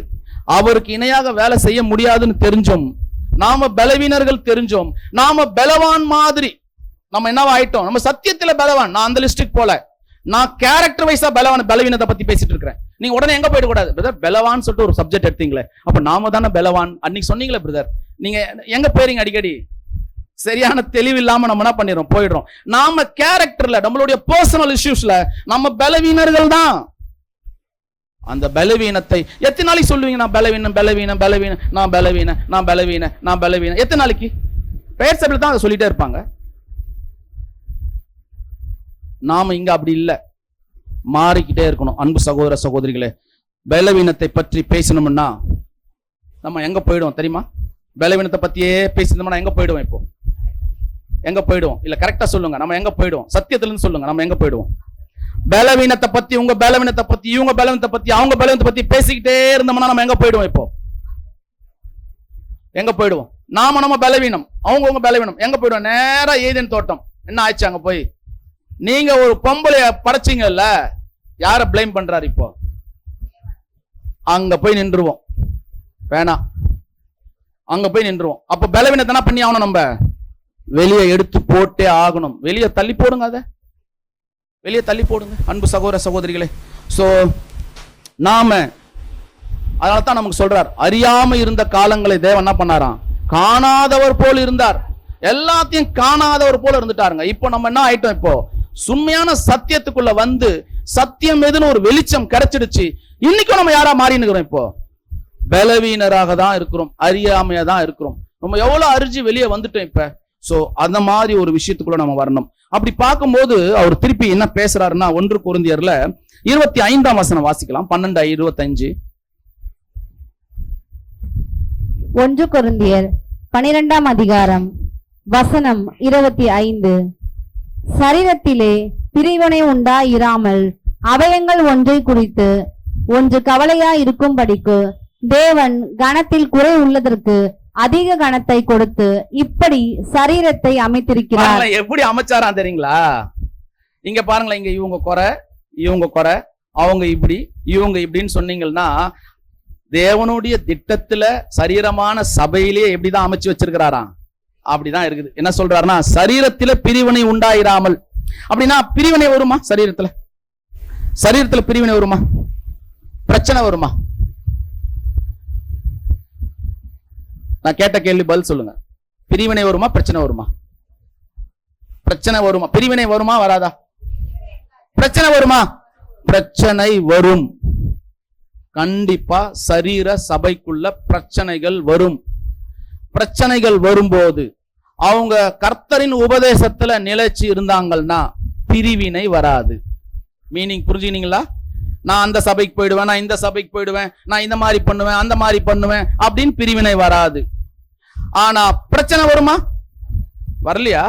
பர்னபாவுக்கும் அப்போஸ்தலனாகிய பவுலுக்கும் பிரச்சனை வரலையா? 2 பேர் என்ன பண்ணாங்களாம்? கடும் கோபம் கொண்டு பிரிந்தார்கள். வசனம் படிச்சிருக்கிறீங்களா? ஆனா என்ன வரல உங்களுக்குள்ள? இப்போ பிரிவினை வரல. பிரிவினை வந்து நான் அந்த சர்ச்சுக்கு போறேன், நீ சபையாரு, நீ எப்படி நான் போ, நான் வேற இதுக்கு போறேன், எங்கன்னா போனாங்களா? அப்ப பிரச்சனைங்க வரும், ஆனா பிரிவினை வராது. ஏன் பிரிவினை வரல அவங்களுக்கு அங்க? ஏன் பிரிவினை வரல? ஏன் பிரிவினை வரல? ஒரே ஆவி. இப்ப நமக்கு ஒரே ஆவியா வேற வேற ஆவியா? ஒரே ஆவியா இருந்தா பிரச்சனை வரும். நீ அப்படி நான் இப்படின்னு வரும். அதை எங்க சரி பண்ணணும்? இப்ப எங்க போய் சரி பண்ண? இங்க பண்ணா எப்படி? இங்க பண்ண எங்க போய் பண்ணோம்? எங்க பிரதர்? எந்த இடத்துல? அப்படி இல்ல. கிறிஸ்துவின் உபதேசம் நமக்குள்ள நிலைச்சு இருக்கும்னா இங்க சரியாயிடும். அப்ப அவங்க எங்க சரியானாங்க? எங்க சரியானாங்க? பாருங்களா, அவங்களுக்குள்ள விருத்த சேதனம் ஒரு பிரச்சனை வந்துச்சு. எங்க போய் சரியானாங்க? வா எருசலேம்ல கூட்டம் போடலாம், வாங்க பேசுங்க.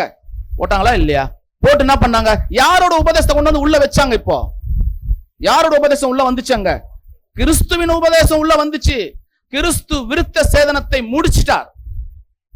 அங்க வந்து பேச ஆரம்பிச்ச உடனே எல்லாம் என்ன ஆயிட்டாங்க? இப்போ கிளியர். இது விருத்த சேதனம் இருக்கா? இல்ல, இவ்வளவு முடிச்சிட்டாங்க அங்க.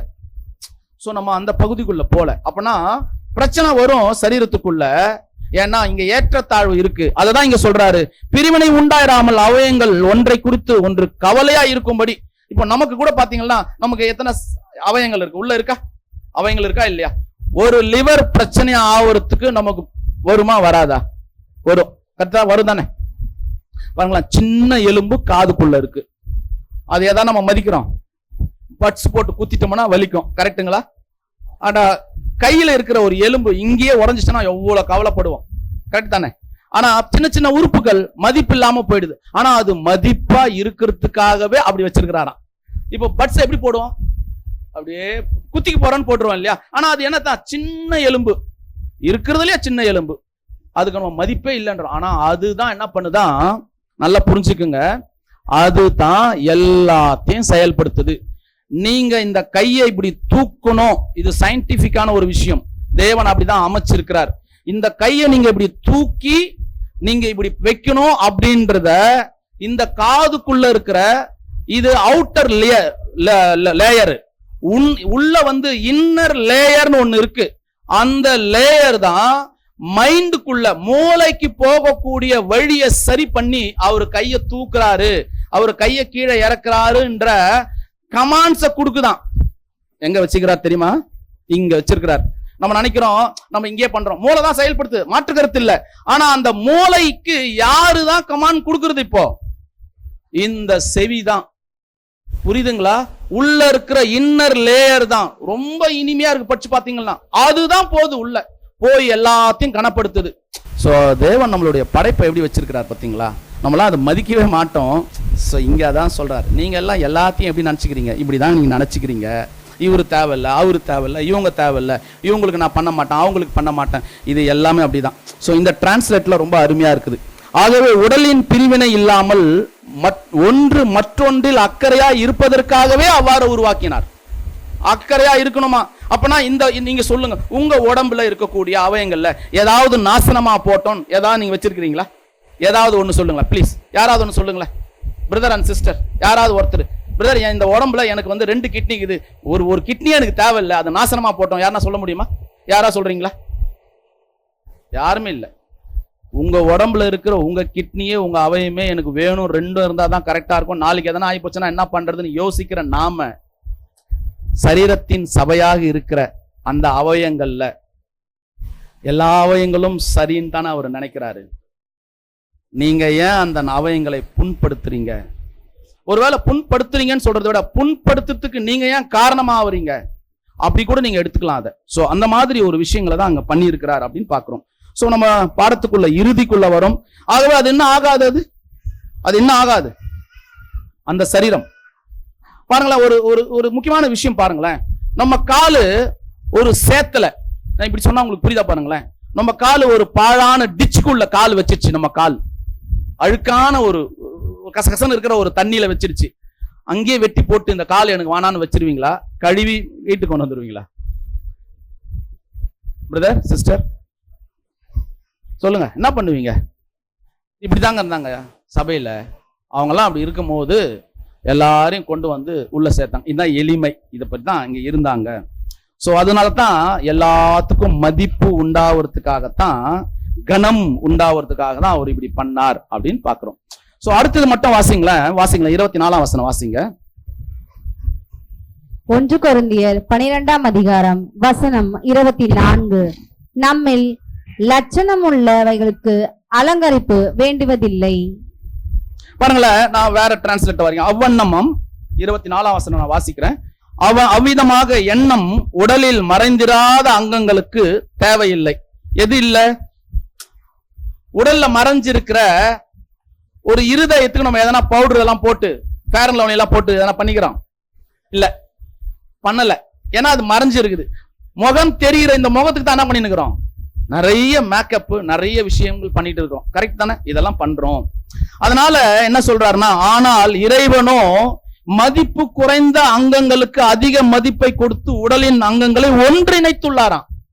எல்லா மதிப்பு குறையா இருந்தா கூட அந்த எல்லாத்துக்கூடையும் மதிப்பு குறையாம ஒன்றா வச்சிருக்கிறார்.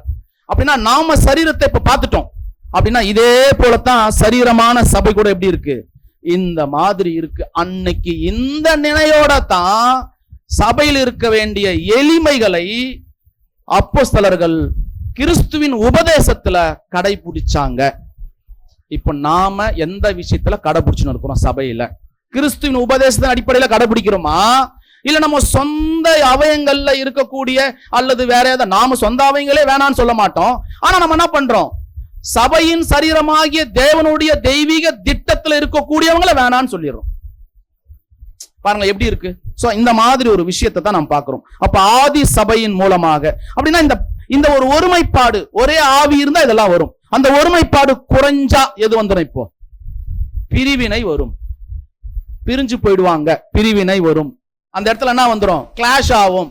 ஏன் எல்லாம் ஒரே மைண்ட் இல்ல, ஒரே ஏக சிந்தனை இல்ல, இவ்வளவுதான். அவர் ஒண்ணு சொல்லுவாரு, இவர் ஒண்ணு சொல்லுவாரு, அங்க வந்துடும். அப்ப எதுக்கு கட்டுப்பட மாட்டாங்க? ஒழுங்குக்கே கட்டுப்பட மாட்டாங்க. 10 மணிக்கு சபைக்கு வாங்க, நீங்க யாரும் எனக்கு சொல்றது, எனக்கு அதெல்லாம் தெரியும் அப்படின்னு சொல்லக்கூடிய நிலைக்கு வந்துருவாங்க.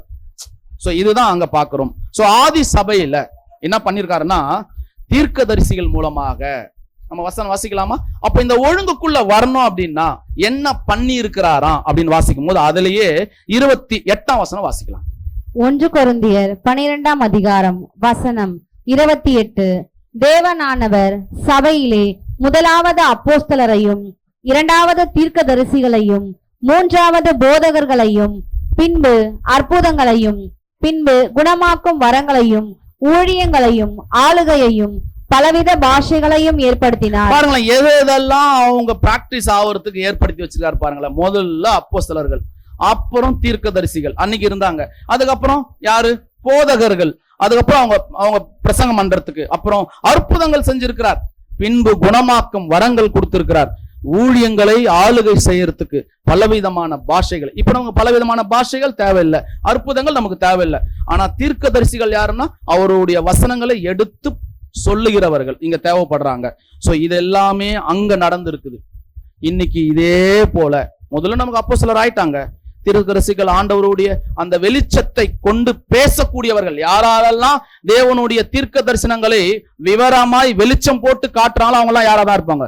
தீர்க்கதரிசிகளா இருப்பாங்க. போதகர்கள் யாரு? அவங்களுக்கு பண்ணக்கூடிய பிரசங்கங்கள், ஓமைகள் வழியாக, இடம் நிழல் பொருள் வழியாக சொல்லக்கூடிய பிரசங்கங்கள் சொன்னாங்க. இப்ப அற்புத அடையாளங்கள் தேவையில்லை இல்லைங்களா? எதுவுமே நமக்கு தேவையில்லை. பலவிதமான பாஷைகள் நமக்கு இல்லை. அன்னைக்கு அதெல்லாம் இருந்துச்சு. அப்ப இன்னைக்கு இதை நம்ம ஏற்படுத்தி வச்சிருக்கிறார். அப்ப தேவனுடைய திட்டத்துல சபையை வழிநடத்த தெரிந்து கொள்ளக்கூடிய கடைசி இலக்கத்தை அடைய 1,44,000க்கு ஒரு சிறு மந்தைக்கு பிரித்தெடுக்கப்பட்டவர்களுக்கு தேவன் இந்த மாதிரி ஒரு கணக்கு போட்டு வச்சிருக்கிறார். இந்த கணக்கின் அடிப்படையில தான் போக முடியும். யாருனாலும் எப்படினாலும் போயிட முடியுமா? நம்ம நான் நினைச்சிட்டேன் இப்போ நம்ம அவையும் இப்படி பண்ணக்கூடாது, அப்படி பண்ண, இதெல்லாம் நினைச்சிட்டு வேற மாதிரி போயிட முடியுமா? ரூட் எடுத்துக்கிட்டு போக முடியாது. அவர்கள் தம் சித்தத்தை, அதாவது தேவனுடைய சித்தத்தை புரிந்து, விவரங்களை தெரிந்து, சத்தியங்களை ஏற்றுக்கொண்டு, தங்களை அர்ப்பணித்து உடன்படிக்கை செய்து, அந்த உடன்படிக்கையில 100% இலக்கை செய்து முடிக்கணும், அதை அடைய வேண்டும். அதான் அவருடைய பிளான், திட்டம். இவ்வளவு விஷயம் இருக்கு இதுல. அந்த இலக்கை பெற்றுக்கொள்ளக்கூடிய ஒரு சரியான விஷயம் எது? ஒரு லிஸ்டை கொடுத்தார், பார்த்தேன். இப்போ அந்த லிஸ்ட் பிரகாரம் தான் நம்ம போவோம். பாருங்க, ஒரு ஜென்ம சுவாசம் உள்ள ஒரு மனுஷன், ஒரு எஜமான் அப்படின்னு வச்சுக்கோங்களேன். அவர் ஒரு வேலைக்கு ஒரு ஆளை வைக்கிறார், கொஞ்சம் நல்லா கவனிங்க. ஒரு ஆளுக்கு வேலைக்கு வைக்கிறார். அவர் வைக்கும் போது, தோவரப்பா நீ சம்பளம் வாங்க போற, வேலை செஞ்சா நீ எப்போ சாப்பிடணும்னு நீயே ஒரு டைம் வச்சுக்கோ, நீ எப்போ டீ குடிக்கணும் நீயே ஒரு டைம் வச்சுக்கோ, நீ எப்போ வீட்டுக்கு போனோம் நீயே ஒரு டைம் வச்சுக்கோ, சரியா? எவ்வளவு நேரம் நீ டீ குடித்துக்கிட்டு டைம் எடுத்துப்ப, ரெஸ்ட் எடுத்துப்ப, நீயே ஒரு டைம் வச்சுக்கோ அப்படின்னு சொல்லுவாரா? சொல்ல மாட்டாரா? சொல்ல மாட்டார். என்ன பண்ணுவாரு? சாதாரண ஜென்ம சுபாவம் உள்ள மனுஷனே 10 மணிக்கு வா, 5 மணிக்கு வா, 6 மணிக்கு போ, இத்தனை மணி நேரம் உனக்கு பிரேக், இவ்வளவு நேரம் லஞ்ச் டைம். டைட் பண்றாரா? யாரு? இந்த சுவாசம் உள்ள மனுஷனே இவ்வளவு டைட் பண்றார். இன்னொரு பாகம் ஒருத்தர் இருக்காங்க, அவங்க யாருன்னா தொழிலாளர்கள். அவங்க என்ன பண்றாங்க? தொழிலாளர்கள் எஜமான்களுக்கு விரோதமாக போர்க்கொடி பிடிச்சு நீ ஒழிக அப்படின்னு சொல்லக்கூடிய ஒரு நிலை வருதா இல்லையா? அப்ப இங்க 2 பேரும் பாதிக்கப்படுறாங்க. இந்த 2 பேரும் ஒருத்தர் மாத்தி ஒருத்தர் அடிச்சுக்கிறாங்க. இது தேவனுடைய திட்டத்துல இருக்கா? வந்த சிறு மந்தைக்கு இந்த பிரச்சனை இருக்கா? நீ இந்த டைம்ல இதை தான் பண்ணணும் அப்படிதான் இருக்கா? இல்ல இவங்களுக்கு எதனா போர்க்கொடி தொடுத்து எதனா பிரச்சனைகள் இங்க வருதா? சோ கொஞ்சம் யோசித்து பாருங்க அன்பு சகோதரர்களே. நமக்கு சுயாதீனம் கொடுக்கப்பட்டிருக்கிறது, சுதந்திரம். நம்ம அடிமை இல்ல. அங்க போனா 8 மணி நேரம் வேலை அடிமை. இங்க நாங்க ஏன் அடிமையா இருக்கணும்னு இவன் போராடுறான். இவன் முதலாளி அடிக்கிறான். ஆனா இந்த பிரச்சனை இந்த சபையில இருக்கா? சபைகள்ல இருக்கா? ஆனா என்ன கொடுத்துக்கிறான் தெரியுமா? நீங்க அடிமை இல்ல. கலாத்தியர் 5ஆம் அதிகாரம் 1ஆம் வசனம் வாசிக்கலாம். கலாத்தியர் 5ஆம் அதிகாரம் 1ஆம் வசனம். கலாத்தியர் 5ஆம் அதிகாரம் வசனம் 1. ஆனபடியினாலே நீங்கள் மறுபடியும் அடிமைத்தனத்தின் நுகத்துக்குட்படாமல் பாருங்க, நீங்க திரும்ப அடிமைத்தனத்திற்கு அந்த நுகத்துக்கு உட்படாம இருங்க. நம்ம எங்க வந்துட்டோம்? இப்ப தெளிவான ஒரு இடத்துக்கு வந்துட்டோம். அப்ப நம்ம அடிமைதானம் இல்ல. நமக்கு என்ன கொடுக்கப்பட்டிருக்குதா? சுதந்திரம், லிபர்ட்டி, சுயாதீனம் நமக்கு கொடுக்கப்பட்டிருக்கு. சுயாதீனம் இருக்கா? எல்லாருக்கும் சுயாதீனம் இருக்கா இல்லையா? நான் உங்களை தான் கேட்கிறேன், இருக்கா இல்லையா? ஒருத்தரோட தலையாட மாட்டேன்னீங்களே. சுயாதீனம் இருக்கா? லிபர்ட்டி இருக்கா எல்லாருக்கும்? சுயாதீனம் பிரதர், எங்க பிரதர் சுயாதீனம் இருக்கு? எங்க நீங்க காலைல வந்தா இதை கேட்கறீங்க அதை கேட்கறீங்க? ஓயோ சுயாதீனமே இல்ல பிரதர் அப்படி நீங்க நினைச்சீங்கன்னா பின்னாடி சப்ஜெக்ட் ஆழமா கேளுங்க. சுயாதீனம் இருக்கு. அந்த சுதந்திரம் நம்ம வாழ்வது எப்படி, அடிமையாக வாழ்வது எப்படி, நம்ம ரெண்டுமே தெரியும். இப்ப அடிமையா வாழ்ந்தா எப்படி இருக்கும், சுயாதீனமா வாழ்ந்தா எப்படி இருக்கும்னு தெரியும். சுதந்திரமாக வாழணும்னா சந்தோஷமா இருக்கும். இருக்குமா இருக்காதா? சுயாதீனமா ஒரு லிபர்ட்டியா வாழணும்னா சந்தோஷமா இருக்கும். சோ பிரிட்டிஷ்காரங்கிட்ட 150 வருஷத்துக்கு மேல இந்த இந்தியா என்னவா மாறிடுச்சு? ஒரு அடிமையா இருந்துச்சு. இப்ப என்னவா மாறிடுச்சு? சுதந்திரம் கிடைச்சிருச்சு, ஃப்ரீடம் கிடைச்சிருச்சு, சுயாதீனம், லிபர்ட்டி கிடைச்சிருச்சு. சந்தோஷமா வாழ்ந்து இருக்கிறாங்க எல்லாரும். புது சிருஷ்டி நமக்கு கூட எப்படி இருக்கு தெரியுங்களா? நாம அடிமை தனத்திலிருந்து வெளியே வந்துட்டோம். இப்ப வந்துட்டு நம்ம என்ன கொடுக்கப்பட்டிருக்கிறாரு? ஒரு சுயாதீனம், ஒரு லிபர்ட்டி கொடுக்கப்பட்டிருக்கிறாரு. அப்படி கொடுக்கப்பட்டதுனால சுதந்திரமா இருப்பது அப்படின்னா என்ன? இப்போ சுதந்திரமா இருப்பதுன்னா என்ன? பார், நான் எப்ப வருவேன் எப்ப போவேன்னு எனக்கே தெரியாது. நான் எப்பனாலும் வருவேன் எப்பனாலும் போவேன். நீ என்ன கேட்க கூடாது, நான் உன்னை கேட்க மாட்டேன். இதான் லிபர்ட்டியா? இதான் சுயாதீனமா? நான் உங்களை தான் கேட்கிறேன். நீங்க நினைச்சுக்கிறீங்க அப்பா லிபர்ட்டி பத்தி பேசுறாரு பிரதர், இனிமே உங்களை கேட்க மாட்டாரு பொழுது அப்படின்னு. நீங்க லிபர்ட்டி எங்க கொண்டு போய் வச்சிட்டீங்கன்னா என்ன யாரும் கேட்க கூடாது. என்ன யாரும் கேட்க கூடாது. நான் வருவேன் போவேன், என்ன என் இஷ்டம் அது. நான் இருப்பேன் இல்லாம இருப்பேன், நீங்க என்ன கேட்க கூடாது. லிபர்ட்டிக்கு ரெஸ்பான்சிபிள் தேவைப்படுது. புரியுதுங்களா? சுயாதீனத்துக்கு ரெஸ்பான்சிபிள் இருக்கா? பொறுப்பு இருக்கா? பொறுப்பு இருக்கா இல்லையா? சுயாதீனம், லிபர்ட்டி அப்படின்னு சொல்லக்கூடிய விஷயத்துக்கு பொறுப்புகள் இருக்கா? இருக்கா இல்லையா? இருக்கு. அந்த பொறுப்புகள் என்ன? அது நிபந்தனைக்கு உட்பட்டது. அப்படிதான் இருக்கு. அப்படிதான் வச்சிருக்கிறார் அந்த சுயாதீனத்தையும். இப்ப இன்னைக்கு நம்ம சுதந்திரம் வாங்கிட்டோமா வாங்கலையா? வாங்கிட்டோம்.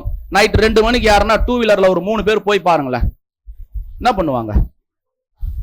ஹலோ, 150 வருஷமா பிரிட்டிஷ்காரங்கிட்ட அடிமை இந்த நாடு. சுயாதீனம் வாங்கியாச்சு, சுதந்திரம் வாங்கியாச்சு. நீ யாரா என்ன கேட்கறதுக்கு? சொல்ல முடியுமா? சொன்னா என்ன ஆகும்? என்ன பிரதர் பண்ணுவாங்க? நீங்களே முடிவு பண்ணிக்கங்க. இங்கேயும் அப்ப நிபந்தனைக்கு உட்பட்டது, இங்கேயும் சுயாதீனம் நிபந்தனைக்கு உட்பட்டது. அந்த சுயாதீனம் கிறிஸ்துவின் உபதேசம் தான் நிபந்தனை. அது நிபந்தனை எது இல்ல, எது இல்ல, யாரோ மனிதர்கள் சொல்லக்கூடிய நிபந்தனை அல்ல. கிறிஸ்துவின் உபதேசத்தின் அடிப்படையில் அது நிபந்தனையா இருக்கா? அந்த நிபந்தனைக்கு உட்பட்டதுதான் சுயாதீனம். அந்த சுயாதீனம், அந்த நிபந்தனையோடு நாம இருக்கிறோமா? எந்த பிரதருக்கும் அடிமை இல்ல. யாருன்னா அடிமையா? அடிமை இல்ல. ஆனா நமக்கு லிபர்ட்டி இருக்கா? இருக்கு. ஆனா எந்த லிபர்ட்டி இருக்கு? கிறிஸ்துவின் உபதேசத்தினுடைய சுதந்திரம், கிறிஸ்துவின் உபதேசத்தினுடைய லிபர்ட்டி, கிறிஸ்துவின் உபதேசத்தின் அடிப்படையில நமக்கு என்ன இருக்கு? இப்போ நமக்கு நிபந்தனை இருக்கு. இதை நீங்க மைண்ட்ல வச்சு. இந்த நிபந்தனை அவங்களுக்கும் இருந்துச்சா? ஆதி சபையில இருந்துச்சா இல்லையா? பிரதர், அவங்களுக்கு சுதந்திரம் இருந்துச்சு, எங்கனாலும் போலாம் எங்கனாலும் வரலாம், சுதந்திரம் இருந்துச்சு. ஆனா எந்த சுதந்திரம் இல்ல? எப்பனாலும் போய் எதனாலும் பேசுவேன். பிரதர், நீங்க யாரு? அசத்தியம் பேசுறீங்களா? வாங்க, பரவாயில்ல, ஒன்னும் பிரச்சனை இல்லை, நம்ம எல்லாம் ஒண்ணுதான் பிரதர். இப்ப நம்ம கிறிஸ்துவங்கள பேசல சொல்லுவாங்கல்ல, கிறிஸ்துவங்களும் முஸ்லிம்ஸும் பாத்தீங்களா, முஸ்லிம் பிரதர் நீங்க எங்க மோசையோட நாட் பிரதர், நம்ம எல்லாம் ஒண்ணுக்குள்ள ஒண்ணு பிரதர் சொல்றாங்களா இல்லையா? இப்ப நம்ம போய் சொல்ல முடியுமா? அது மாதிரி நம்ம போய் சொல்லுவோமா? இப்ப அது மாதிரி அவங்க என்ன சொன்னாங்களா? அப்போஸ்தலர்கள் போயிட்டு அவங்க யூதர்கள் வந்தபோது, நாங்க தாங்க அங்க இருந்தோம், யெகோவா தேவனை வணங்கணும். கரெக்ட், நீங்க எல்லாம் ஒண்ணுதாங்க, நம்ம எல்லாம் ஒன்னும் பிரச்சனை இல்லைங்க, நம்ம எல்லாம் ஒன்னா சேர்ந்து ஊழியம் பண்ணலாம். எதனா சொன்னாங்களா? சுதந்திரம் இருந்துச்சுன்னா உங்களுக்கு. ஆனா எதன் அடிப்படையில? நிபந்தனை உட்பட்டது எதன் அடிப்படையில? கிறிஸ்துவின் உபதேசத்தின் அடிப்படையில. இந்த உபதேசத்தின் அடிப்படையில நாம இருக்கணும். அதுக்கு எதிர்ப்பு வருமா? வரும். அந்த எதிர்ப்பு என்ன பண்ணும்? நிபந்தனைக்கு உட்பட்டு அதுல கரெக்ட் பண்ணி ஆகணும். அதற்கு எதிர்ப்பு வரும்போது என்னவா ஆயிடக்கூடாது, அதுக்கு அப்படியே சமரசம் ஆயிடக்கூடாது. பாருங்களா, இப்ப அன்னைக்கு நாகரிகம் இல்ல, இன்னைக்கு நாகரிகம் வந்துச்சு. நீங்க சொல்லலாம் பிரதர் அன்னைக்கு நாகரிகம் இல்ல பிரதர், இன்னைக்கு நாகரிகம் வந்துச்சு பிரதர். நாகரிகம் வளர்ந்துச்சா? இன்னைக்கு எத்தனையோ ஸ்டேஜ் போயிடுச்சு நாகரிகம், கரெக்டுங்களா? எத்தனையோ ஸ்டேஜ் தாண்டி போயிடுச்சு. அன்னைக்கெல்லாம் ஊரா போய் ஓட்டு கேட்டாங்க, இன்னைக்கு என்னவா மாறிடுச்சு இப்போ நாகரிகம்?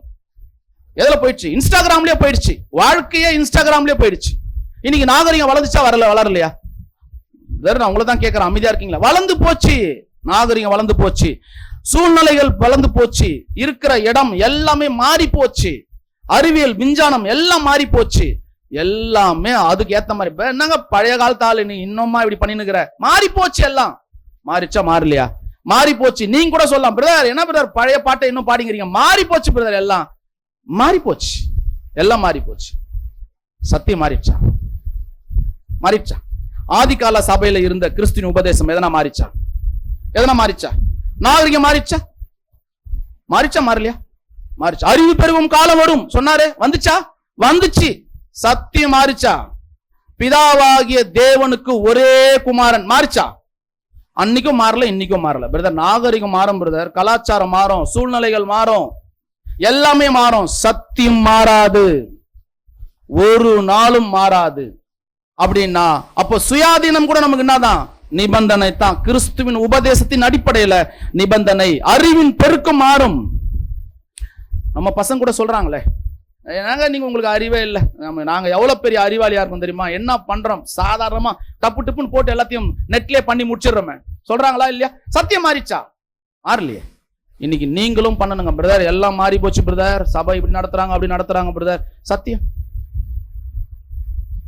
அங்கதாங்க நீங்க வரணும். மெயின் கான்செப்ட் அவர் தான். யார் இப்போ? போதகர்.